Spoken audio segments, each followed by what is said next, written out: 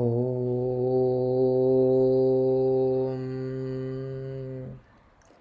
ఓం శ్రీమాత్రే నమః. శ్రీ లలితా సహస్రనామ స్తోత్రం 84వ శ్లోకం. సద్యప్రసాదిని విశ్వసాక్షిణి సాక్షివర్జిత షడంగదేవతాయుక్త షాడ్గుణ్య పరిపూరిత. సద్యప్రసాదిని సర్వం ఖల్విదం బ్రహ్మ ఏకమేవాద్వితీయం బ్రహ్మ సర్వం చైతన్యమయం అన్నవి మహావాక్యములు. సర్వచరాచరములందుండునది, సర్వమునకు కారణమైనది, పరాతత్వమునకు వేరైన వస్తువు మరొక్కటి లేదను నిశ్చయ జ్ఞానమే సద్యజ్ఞానం. దీనిని పొందిన తరువాత ఇక పొందవలసినది ఏదీ ఉండదు.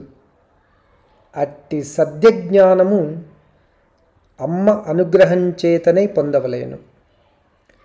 అట్టి జ్ఞానమును ప్రసాదించు జగన్మాత సద్యప్రసాదిని. ఓం ఐం హ్రీం శ్రీం సద్యప్రసాదిన్యై నమః. విశ్వసాక్షిణి సకల చరాచర విశ్వమును సృష్టించున్నది జగన్మాత. ఈ విశ్వంలో అంతర్యామిగా చరించున్నది పరాశక్తి. సర్వ జగత్తును ప్రకాశింపజేయునది చిత్కళ.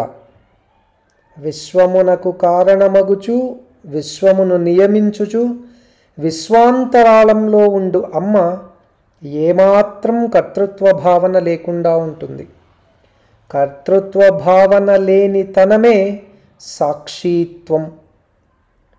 చరాచరముల సృష్టికి కారణం వారి వారి గత జన్మ పాపపుణ్య కర్మల ఫలితములే. అందుకు తగిన విధంగా వారి వారి జన్మ కర్మలను నియమించి చూస్తూ ఉండునది సాక్షి. జాగ్రత్తావస్థలోని జీవుని యోగపరంగా విశ్వడని అంటారు. ఆ విశ్వని రూపం కూడా అమ్మయే. సర్వమునకు సాక్షిత్వం వహించిన పరాశక్తి విశ్వసాక్షిణిగా కీర్తింపబడ్డది. ఓం ఐం హ్రీం శ్రీం విశ్వసాక్షిణ్యై నమః.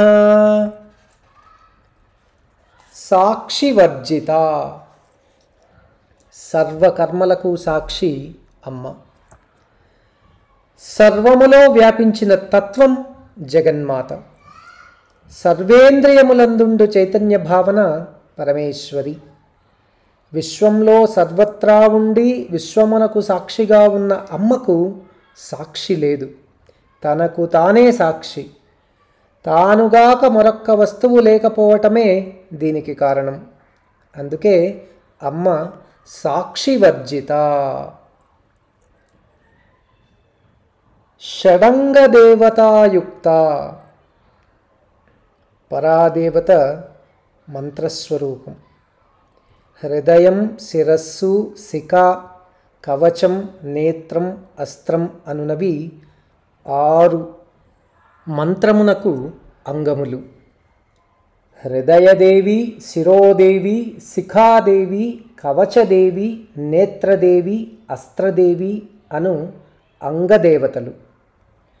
హృదయంలో ధ్యాన రూపాత్మకమైనది నమః అనగా హృదయాయ నమః. మంత్రాధిదేవతను హృదయంలో సంభావించుట అని అర్థం. దేవత యొక్క విశిష్టతను గొప్పదనమును సూచించున్నది శిరస్సు. శరీరంలో శిరస్సు అత్యంత ప్రధానమైనది. అట్టి ప్రాధాన్యతను మంత్రాధిదేవత పరంగా సూచించున్నది స్వాహ. అది శబ్దంతో కూర్చి పలుకున్నది శిరసే స్వాహ. మంత్రమును, మంత్రస్వరూపమును గుర్తుకు తెచ్చున్నది శిఖ. అదే శిఖాయై వషట్. మంత్రాధిదేవత యొక్క సర్వవ్యాపకత్వమును సూచించున్నది కవచ శబ్దం. మంత్రము యొక్క తేజోరూపమును గుర్తించేది హుంతో కూడిన కవచాయుహుం. మంత్ర విజ్ఞానమును ప్రబోధించి గుర్తుకు తెచ్చున్నది నేత్రం. జ్ఞానం అన్నది నిత్యమైనది, దానిని గుర్తుకు తెచ్చున్నది నేత్రత్రయాయ వౌషట్. మంత్రోపాసన ఫలితం అరిష్ట నివారణం, దానిని గుర్తుకు తెచ్చున్నదే అస్త్రాయ ఫట్. మంత్రము 6 అంగదేవతలచే ఆరాధింపబడుచున్నది. సర్వమంత్రస్వరూపిణి షడంగ దేవతలచే పూజలందుకుంటున్నది కావున జగన్మాత షడంగ దేవతాయుక్త. ఓం ఐం హ్రీం శ్రీం షడంగ దేవతాయుక్తాయై నమః. షాడ్గుణ్య పరిపూరిత. పరాదేవత పరతత్వం పరబ్రహ్మం. సత్యం జ్ఞానం అనంతం అనునవి పరతత్వ లక్షణాలు, గుణములు. సూక్ష్మంగా పరిశీలించిన పరతత్వం సంకల్ప సృష్టి అను అంగములతో అవగాహనకు వస్తుంది.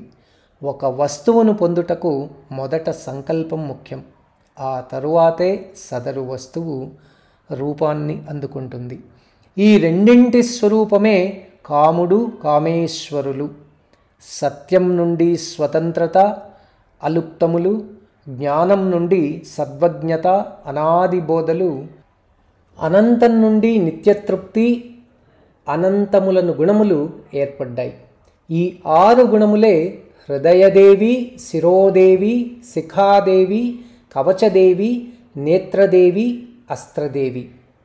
కావున సర్వజ్ఞత్వం, నిత్యతృప్తభావం, అనాదత్వం, స్వతంత్రత, నాశనం లేనితనం అంటే అలుప్తత, అనంతతత్వం అను 6 గుణములను పరిపూర్ణంగా కల జగన్మాత షాడ్గుణ్య పరిపూరిత.